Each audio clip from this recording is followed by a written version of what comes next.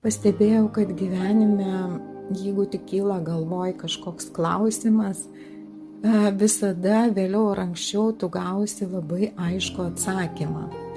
Ar per kitus žmonės, ar kažkur tai knygoj paskaitysi, ar kažkokį video pamatysi, bet nei vienas tavo klausimas nelieka be atsakymo. Dabar paskutiniu metu man iškildavo klausimas ir ne tik man, kodėl, kai tu atrandi kažkokį tai, tarkim, gerą metodą ar gerą būdą, pavyzdžiui, problema augantis svoris. Ir atrandi, kaip jį sustabdyti, ką daryti ir tau tai pavyksta. Ir jeigu tu tik su žmonėm pasidalini, darykit, aš atradau, čia labai geras būdas, tai veikia.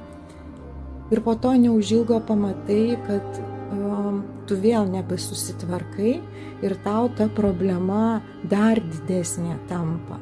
Ir tarsi gaunasi, kad lyg ir veikia, o paskiau nebeveikia tas būdas ir tu kaip ir toks, gaunasi kaip ir melagis.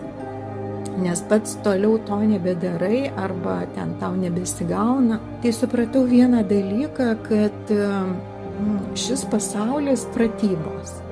Mes visą laiką gauname kažkokias tai užduotis ir jeigu mes tik iškylančią užduotį nugalim, tai niekada nesėdim nieko nebeveikdami.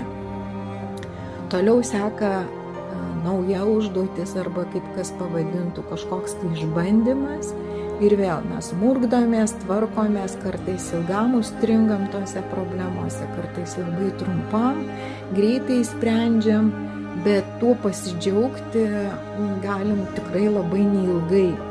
Ir vėl toliau sekantis etapas ir vėl užduotis. Ir būtent šis pasaulis tai yra kažkokios tokios pratybos niekada nesibaigiančios.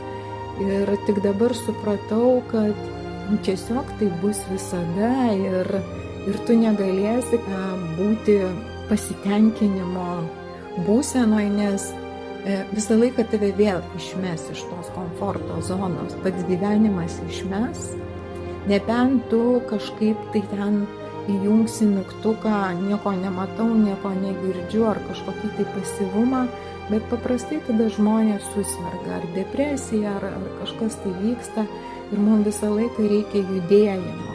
Ir tai yra normalu ir tai yra šis pasaulis. Kodėl atradus problemos sprendimo būdą ir vos tik žengus pirmosius žingsnius, mums tiesiog stebuklingai sekasi.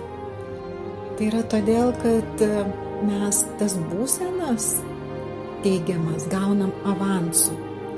O po to, kad išlaikyti visą tai, reikia užsispyrimo, reikia tikėjimo ir jeigu to nėra, tai greitai viskas nueina į tos problemos dar didesnį gylį, kur sugrįžta ta problema su trenksmu ir jinai yra dar sudėtingesnė ir sunkesnė. Kaip pasiekti pasitenkinimo būseną visam laikui? Atsakymas – niekaip. Nes šiame pasaulyje, kur yra sėkmė, ten visada šalia yra nesėkmės.